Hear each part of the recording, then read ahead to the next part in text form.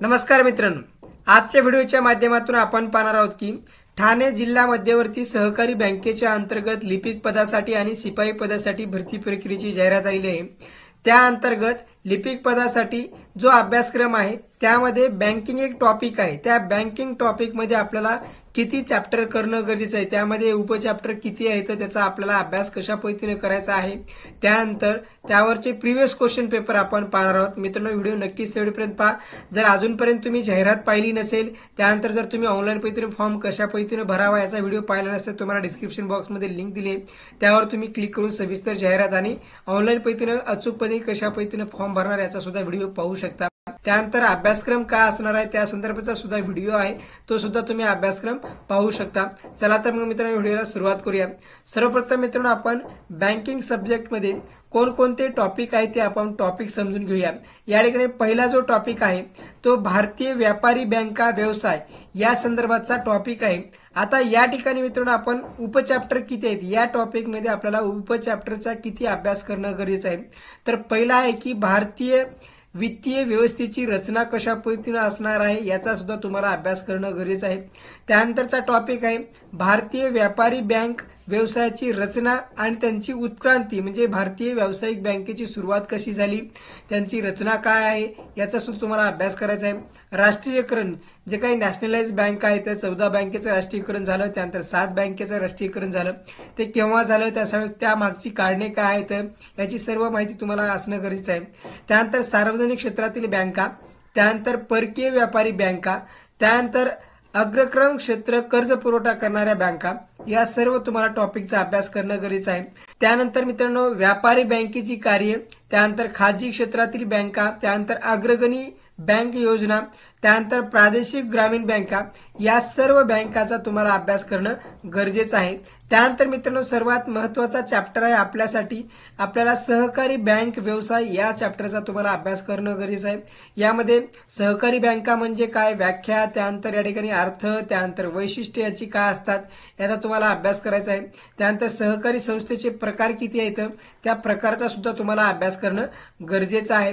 त्यानंतर राज्य सहकारी बँका, त्यानंतर भूविकास बँका, त्यानंतर सहकारी तत्व, म्हणजे सहकाराची कोणती तत्व आहेत त्या तत्वाचा सुद्धा तुम्हाला अभ्यास करणं गरजेचं आहे। त्यानंतर जिल्हा मध्यवर्ती सहकारी बँका याचा तुम्हाला स्पेशली अभ्यास करणं गरजेचं आहे। यावर कमीत कमी 3 प्रश्न तुम्हाला येणार आहेत, 3 ते 4 प्रश्न तुम्हाला या ठिकाणी विचारले जातील। त्यामुळे जिल्हा मध्यवर्ती सहकारी बँक हा तुम्हाला चॅप्टर एकदम मजबूत करणं गरजेचं आहे।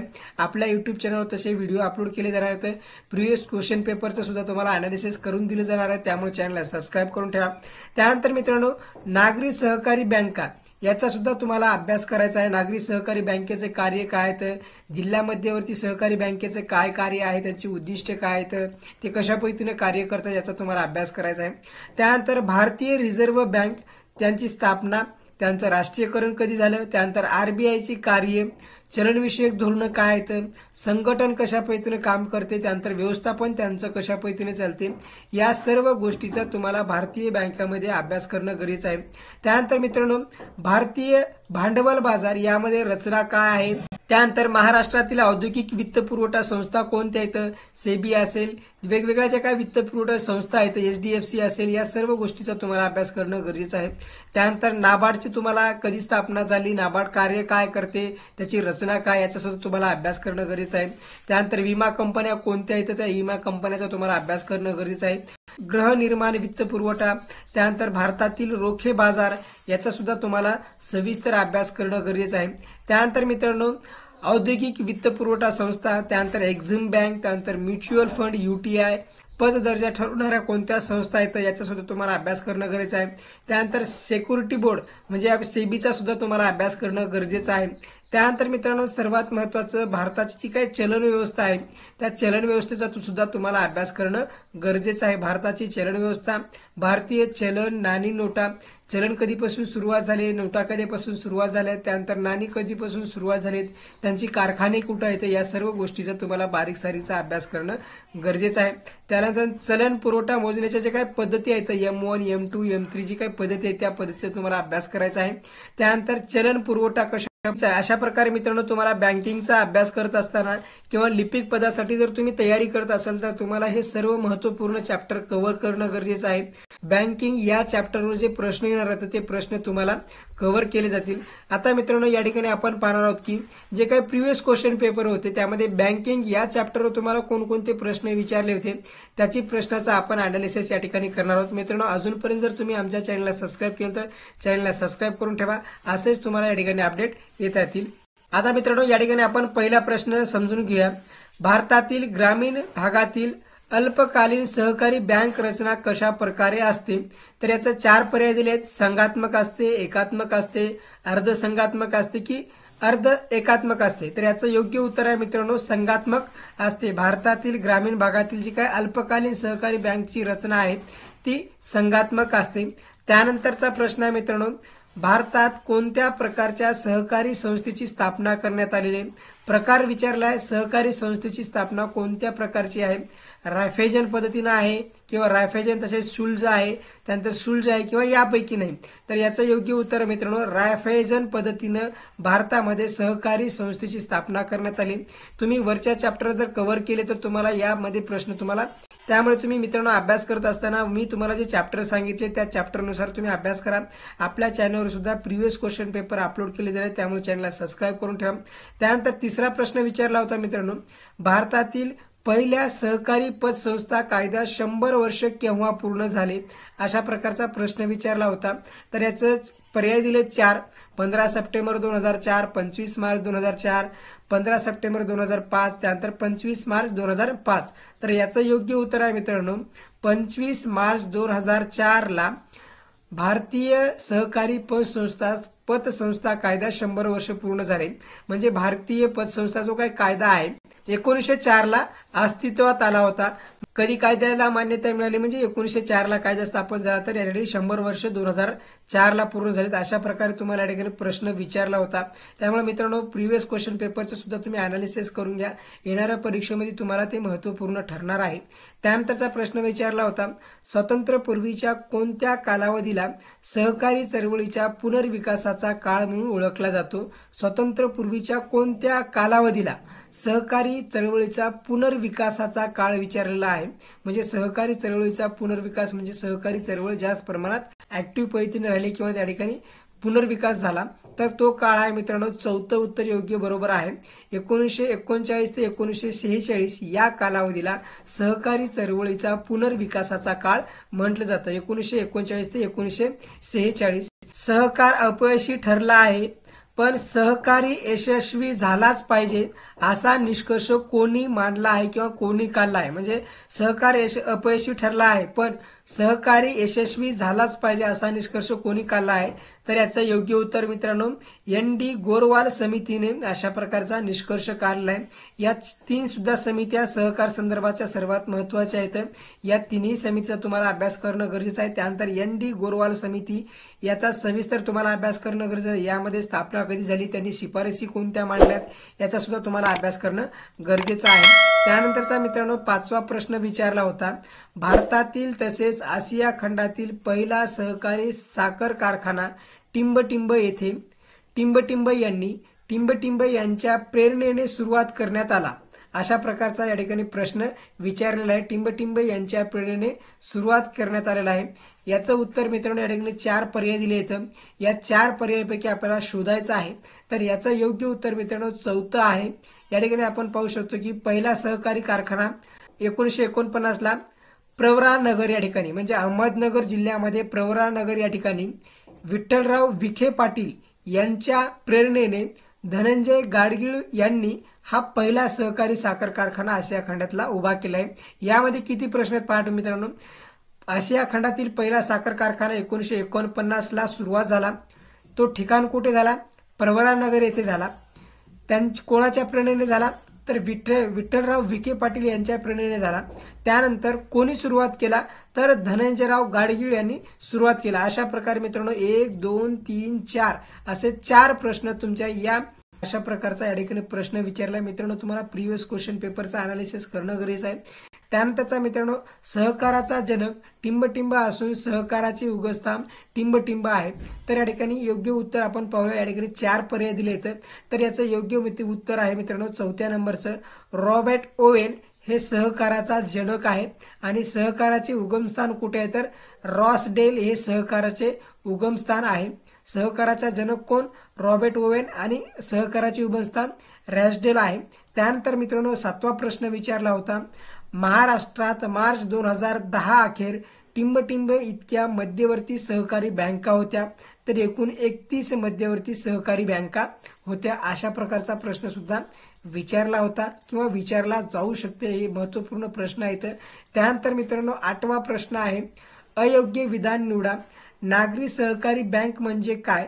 तर या ठिकाणी अयोग्य विधान आपल्याला विचारलं आहे. अयोग्य म्हणजे योग्य नाही ते आपल्याला या ठिकाणी शोधायचं आहे. तर याचं 4थं आहे अयोग्य, हे चुकीचं आहे. तर बरोबर आपण कोणतं आहे ते आपण पाहून घेऊया. प्राथमिक सहकारी पतसंस्था असते नागरी सहकारी बँक म्हणजे. त्यानंतर तिचा प्राथमिक उद्देश व्यापारी बँक व्यवसाय करणे हा असतो. त्यानंतर तिचे भाग भांडवल व राखीव निधी किमान 1 लाख रुपये असते. अशा बँकांना नागरी सहकारी बँक असे म्हणतात. हे तिन्ही पर्याय या ठिकाणी बरोबर आहेत. आणि अयोग्य पर्याय आपल्याला विचारले तर या ठिकाणी 4थ्या नंबरचं अयोग्य पर्याय असणार आहे. त्यानंतर मित्रांनो 9वा प्रश्न आहे, नागरी सहकारी बँकावर दुहेरी नियंत्रण कोणाचे असते? या ठिकाणी 4 पर्याय दिलेत. या 4 पर्यायापैकी आपल्याला योग्य उत्तर शोधायचं आहे. या ठिकाणी पहिला पर्याय दिलाय राज्य वित्त मंत्रालय व राज्य सहकार खाते. त्यानंतर राज्य सहकार खाते व नाबार्ड. त्यानंतर राज्य वित्त मंत्रालय तसेच रिझर्व्ह बँक आणि राज्य सहकार खाते व रिझर्व्ह बँक. तर याचं योग्य उत्तर मित्रांनो 4थ्या नंबरचं आहे, राज्य सहकारी खाते व रिझर्व्ह बँक यांचे नियंत्रण नागरी सहकारी बँकेवर असते, म्हणजे दुहेरी नियंत्रण असते. भारतात सर्वाधिक नागरी सहकारी बँका कुठे आहेत? गुजरात, महाराष्ट्र व गुजरात. त्यानंतर गुजरात व तामिळनाडू आणि महाराष्ट्र व कर्नाटक. याच्यामध्ये योग्य उत्तर कोणतं आहे तर महाराष्ट्र व गुजरात या ठिकाणी भारतात सर्वाधिक नागरी सहकारी बँका आहेत. म्हणजे 1 नंबरला या ठिकाणी महाराष्ट्रामध्ये आहेत आणि 2 नंबरला गुजरातमध्ये आहेत. अशा प्रकारे या ठिकाणी याचं योग्य उत्तर आहे, महाराष्ट्र आणि गुजरातमध्ये भारतात सर्वाधिक नागरी सहकारी बँका आहेत. त्यानंतरचा 10वा प्रश्न आहे मित्रांनो, भारतातील सर्वात मोठी नागरी सहकारी बँक कोणती आहे? तर सारस्वत ही भारतातील सर्वात मोठी नागरी सहकारी बँक आहे. त्यानंतरचा प्रश्न आहे मित्रांनो, महाराष्ट्रात भूविकास बँकेची रचना कशी होती किंवा कशी आहे? तर या ठिकाणी 4 पर्याय दिले आहेत, संघात्मक, एकात्मक, त्यानंतर पूर्वी संघात्मक, सध्या आणि एकात्मक.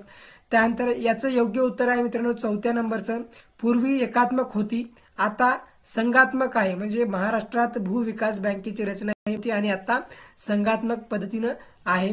त्यानंतरचा 12वा प्रश्न आहे मित्रांनो, या ठिकाणी आपण पाहू शकतो, भूविकास बँकेमार्फत कोणत्या कारणासाठी कर्ज उपलब्ध करून दिली जात नाहीत? अशा प्रकारचा प्रश्न विचारलाय. या ठिकाणी याचं उत्तर आहे मित्रांनो 4थ्या नंबरचं, बी बियाणे खरेदी करण्यासाठी कर्ज उपलब्ध करून दिले जात नाही. कोणकोणत्या कारणासाठी कर्ज उपलब्ध करून दिले जाते तर जुन्या कर्जाची परतफेड करण्यासाठी उपलब्ध करून दिली जाते. त्यानंतर शेतजमिनी यंत्रसामग्री खरेदीसाठी उपलब्ध करून दिली जाते. त्यानंतर शेतजमिनीत कायमस्वरूपी सुधारणा घडवून आणण्यासाठी भूविकास बँकेमार्फत कर्ज उपलब्ध करून दिले जाते. बी बियाणे खरेदीसाठी कर्ज उपलब्ध करून दिले जात नाही. अशा प्रकारचा सुद्धा प्रश्न विचारला होता. त्यानंतर भूविकास बँकांना भांडवल उभारणीचा सर्वात मोठा स्रोत कोणता आहे? तर या ठिकाणी याचं योग्य उत्तर आहे कर्ज आणि रोखे हे भूविकास बँकांचा भांडवल उभारणीचा सर्वात मोठा स्रोत आहे. त्यामार्फत त्यांना सर्वात जास्त भांडवल उपलब्ध होते. पहिली भूविकास बँक कोणत्या राज्यात स्थापन करण्यात आली? तर पहिली भूविकास बँक पंजाब झाब येथे या ठिकाणी स्थापन करण्यात आली. भारतातील पहिली भूविकास बँक कुठे स्थापन करण्यात आली तर पंजाबमध्ये करण्यात आलेली आहे. त्यानंतर मित्रांनो पुढील विधाने वाचून योग्य पर्याय निवडा. पहिलं विधान आहे, भारतात अखिल भारतीय असहकार सप्ताह 14 नोव्हेंबर ते 20 नोव्हेंबर दरम्यान साजरा केला जातो. 2009 मध्ये 56वा सहकार संस्था स्थापन करण्यात आला। योग्य पर्याय तुम्हाला निवडायचे आहे, तर याचे दोन्ही विधान हे बरोबर आहेत। भारतामध्ये असहकार संस्था 14 नोव्हेंबर ते 20 नोव्हेंबरच्या दरम्यान स्थापन केला जातो आणि 2009 मध्ये 56वा सहकार संस्था स्थापन करण्यात आला। अशा प्रकारे या ठिकाणी दोन्ही विधान या ठिकाणी बरोबर आहेत। त्यानंतर शेवटचा प्रश्न आहे मित्रांनो, आपण पाहूया की नागरी सहकारी बँकांना बँकिंग नियम कायदा 1949 केव्हा लागू करण्यात आला?